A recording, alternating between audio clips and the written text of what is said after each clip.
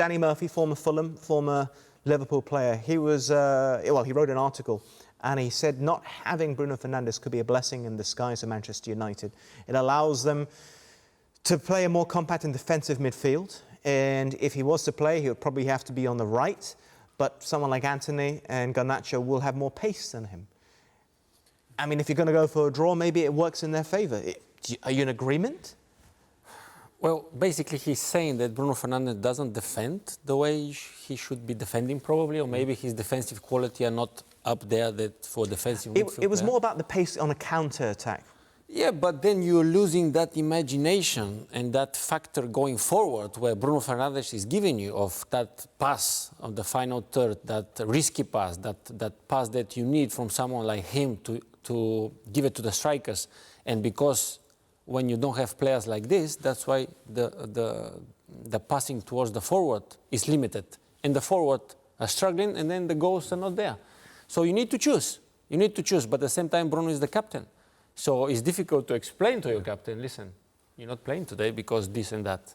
I can see the point Danny Murphy is making as well, but I think Bruno is a vital point of United going forward, so I think he'll be playing. Yeah. It's about risk and reward, isn't it? And if you play a more attack-minded side, then you possibly become less solid at the back. However, I thought Bruno not being involved today meant that United knew they had to be solid and organised, and I think the personnel gave them that little bit more solidity there. But not also that, I'm seeing the stats now on the screen. If they can put it back on, it would be great for everybody to see his first, if I can see correctly, right? In everything, goal involvement, chances created, shots, possession won, tackles won. I mean, come on, right? This is for club rank.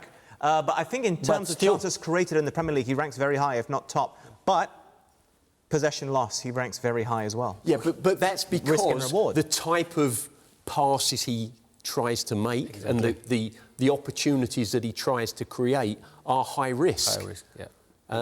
Yeah, I think there was one stage in the early part of his career at the club, he'd given away the ball more times than anybody in the top third of the park, but he'd also created and scored more chances than anybody else. So again, you can't have both. I don't even know why we're talking about him not playing or thinking about not playing, because, as I said, he's the type of guy that you need in your team because he's making the chances. He can make the difference. He can score the important goal as well.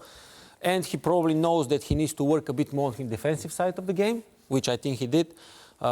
And not only that, when you have someone like this in your team, then you put next to him someone who can defend for him. This is how you do. Someone who do the dirty work that you need to have in your team as well as a player.